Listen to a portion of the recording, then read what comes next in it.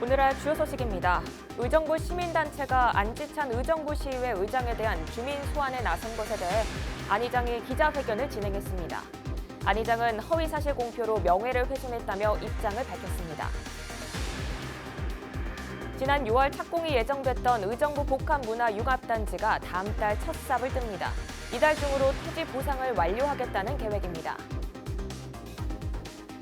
도시재생 뉴딜 사업으로 추진되는 흥선 행복마을이 이달부터 본격적인 사업에 들어갑니다. 주민이 지켜낸 배려와 나눔의 삼터를 주제로 2021년까지 진행됩니다. 양주 지역 약수터 관리가 부실하다는 지적입니다. 지난 8월 약수터 33곳 중 무려 20곳이 부적합 판정을 받았습니다. 현장을 확인해봤습니다.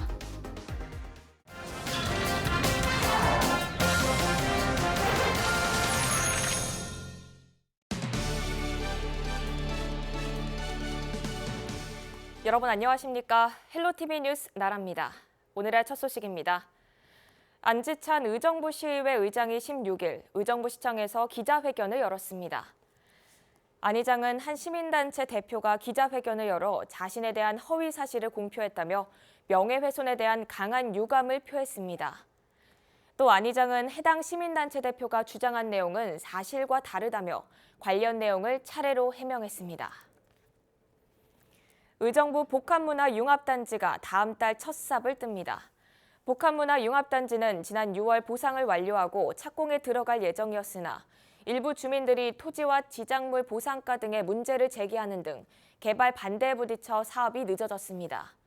이곳에는 YG 엔터테인먼트의 K-팝 클러스터, 어린이 인기 애니메이션 캐릭터인 뽀로로 테마랜드, 가족형 호텔, 신세계 프리미엄 아울렛 등이 예정됐습니다. 시는 다음 달 중순 부지 조성을 시작할 계획이며 이 과정에서 입주시설이 일부 변경될 수 있다고 말했습니다. 의정부시는 도시재생 뉴딜 사업 대상지인 흥선 행복마을 사업을 본격 추진합니다.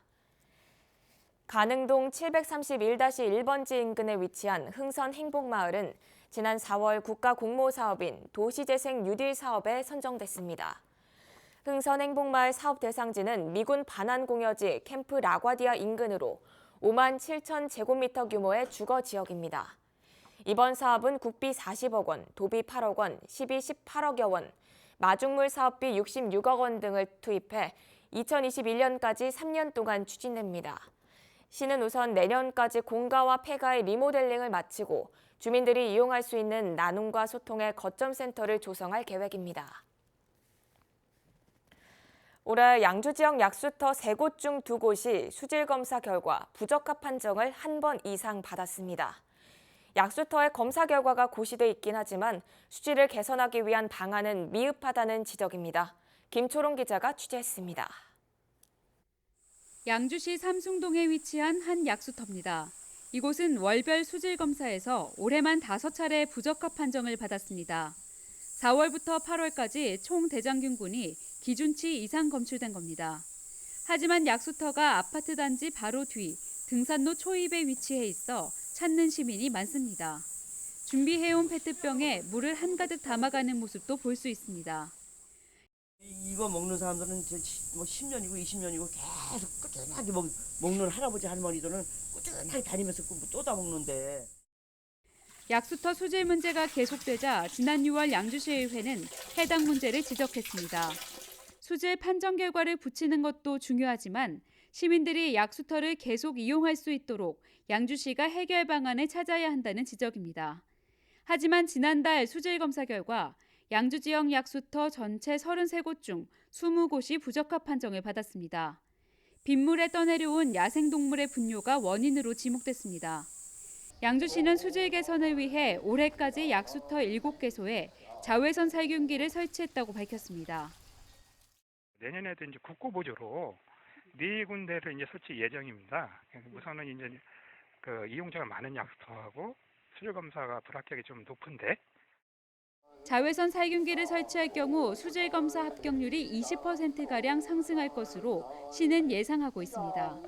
하지만 계획대로 진행한다 해도 내년까지 약수터 3곳 중 1곳에 살균시설이 설치되는 것으로 여전히 절반 이상은 방치되는 것 아니냐는 지적이 잇따르고 있습니다. 헬로티비 뉴스 김초롱입니다.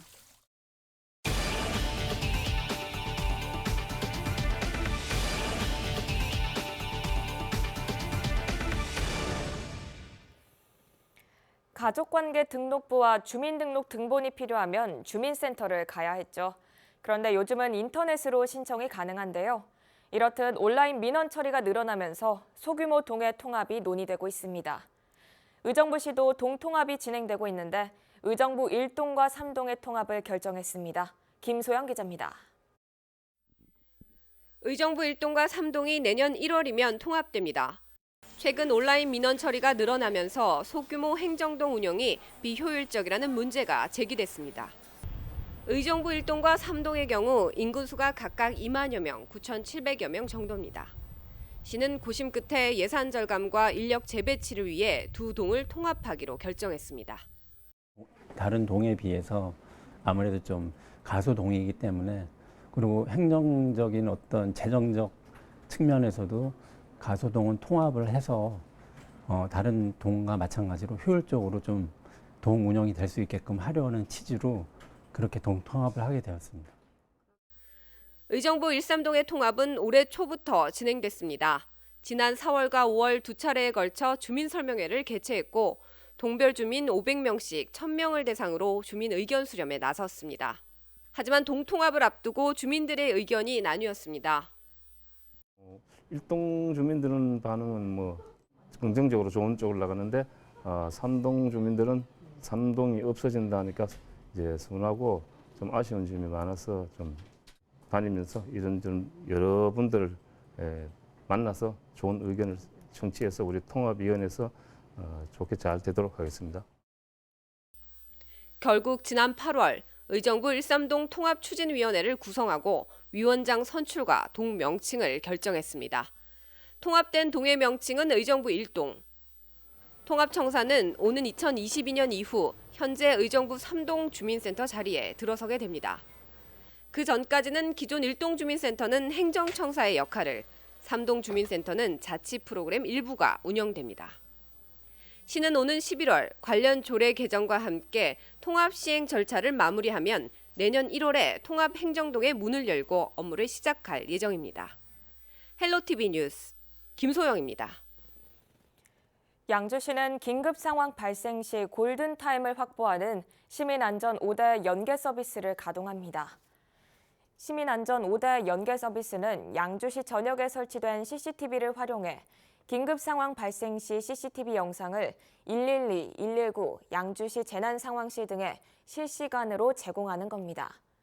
시는 이를 위해 옥정 신도시 내 CCTV 통합 관제센터를 개소하고 CCTV 3천여 대와 대중교통정보, 신호 제어, 지능형 교통체계, 버스 정보 시스템 등의 기능을 통합했습니다.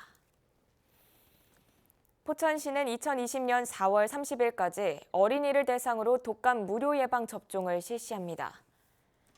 어린이 인플루엔자 무료 지원 대상자는 생후 6개월 이상 12세 이하 어린입니다. 접종은 주소지에 관계없이 전국 위탁 의료기관에서 무료로 가능하며 포천시 지정 위탁 의료기관은 24곳입니다.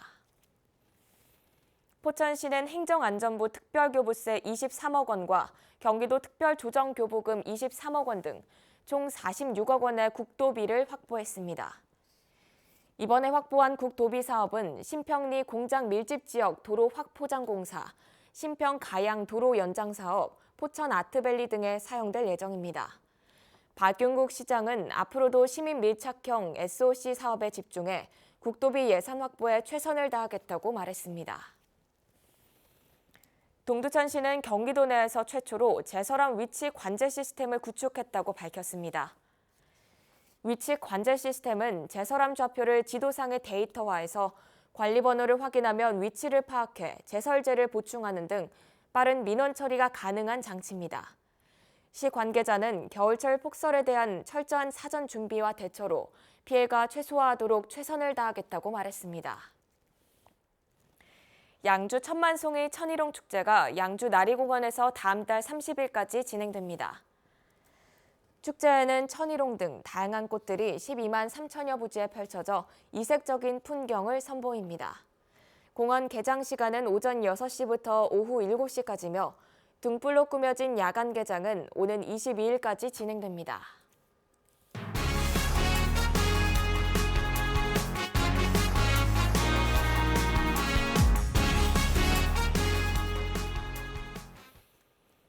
점심시간 잠깐 남는 틈을 간단한 운동이나 책 읽기 등에 활용하는 직장인 꽤 있으실 텐데요. 경기도청에서 월요일 점심시간마다 다양한 노하우를 배울 수 있는 자기 개발 시간이 있습니다. 월요 지식인이라는 프로그램인데 벌써 시작한 지 300번째를 맞았다고 합니다. 한선지 기자가 현장을 담아왔습니다. 경기도청의 한 회의실. 끈을 이용한 마술 공연이 한창입니다. 점심시간인데도 많은 사람이 자리를 가득 채웠습니다. 웃고 손뼉치며 업무 스트레스를 잠깐이나마 날려봅니다. 문화나 역사, 근무 스킬 등 여러 분야의 강사나 유명인에게 노하우를 듣는 경기도청 월요 지식인. 직원을 대상으로 한 강의 프로그램인데 이날은 특별히 같은 공무원이 마이크를 잡았습니다. 가수 보아덕의 유창한 일본어 실력을 갖게 된 직원부터 여행이 좋아 54개국을 다닌 사연까지 취미생활이 자기개발로 이어진 값진 경험을 나눴습니다. 한 가지씩을 시작해 보시는 게 어떨까 하는 생각이 들어요. 삶이 아마 지금보다 좀 더 풍성해질 거라고 생각합니다. 자투리 시간을 활용해 다양한 지식을 쌓는 건 물론 한 주를 직장 동료와 소통하며 시작하자는 취지로 마련됐습니다. 올해로 7년째 300회를 맞았습니다. 수원 본청과 의정부청사 두 곳에서 영상중계로 진행돼 지금까지 2만 7천여 명이 함께했습니다. 앞으로도 공무원들이 직접 자기 경험과 지식을 나눌 수 있는 시간을 좀 많이 마련할 계획이고요. 의견 수렴을 통해서 더 다양한 프로그램을 도입할 수 있도록 준비하도록 하겠습니다. 점심시간 잠깐의 틈을 활용한 워라밸 문화가 공직사회에도 자리 잡고 있습니다. 경기주TV 한선지입니다. 경기도는 2020년부터 전국 지자체 최초로 시내버스 승차벨 서비스를 도입합니다. 시내버스 승차벨 서비스는 탑승객의 하차 의사를 전달하기 위한 장치인 하차벨과는 반대로 정류소에 승객이 기다리고 있음을 해당 노선의 버스 운전자에게 미리 알려주는 대중교통 정보 서비스입니다. 도는 시내버스 승차벨 서비스로 무정차를 예방하고 보다 안전한 탑승을 도울 수 있을 것이라고 말했습니다. 경기도는 도 외곽 800여 킬로미터를 연결하는 경기도 순환 둘레길 노선을 2022년까지 조성합니다. 순환 둘레길은 15개 시군이 조성한 기존 걷기 여행길 등을 활용해 2,000리에 해당하는 총 연장 865km 구간을 노선으로 선정했습니다. 도는 노선이 확정되면 본격적인 사업 계획을 수립해 내년 하반기에는 시범 운영에 들어간다는 계획입니다. 앞으로 이 순환 둘레길을 생태, 문화, 역사 등 도내 곳곳의 관광자원과 연계해 경기도 대표 관광상품으로 육성할 예정입니다. 경기도에는 현재 30개 시군에 64개 둘레길이 조성돼 있습니다. 경기도가 바다 쓰레기 수거 작업을 본격적으로 추진합니다. 도는 올해 16억 9천만 원을 투입해 경기 지역 해역과 해안에 버려진 쓰레기 1,600여 톤을 처리할 계획입니다. 해안가에 버려진 쓰레기를 수거하거나 어업인들이 조업 중에 폐어망과 폐어구를 인양해 가져오면 수매하는 등 다양한 방법으로 진행될 예정입니다. 올해 수거 목표량은 해마다 1,000톤 정도씩 수거해 오던 것과 비교해 약 500톤이 늘어난 겁니다. 또 해양 쓰레기를 수거하는 전용 청소선 건조도 추진 중입니다. 도는 청소선이 도입되면 연안 침적 쓰레기 수거를 통한 해양 생태계 보호 사업이 한층 탄력을 받을 것으로 보고 있습니다. 경기도가 한탄강 보호를 위해 폐수 방류 업체를 점검합니다. 도 광역환경관리사업소는 다음 달 31일까지 한탄강 색도와 수질에 영향을 미치는 섬유, 피역 사업장 316개소를 점검합니다. 기준 초과 사업장에는 행정처분과 함께 홈페이지에 명단을 공개할 예정입니다.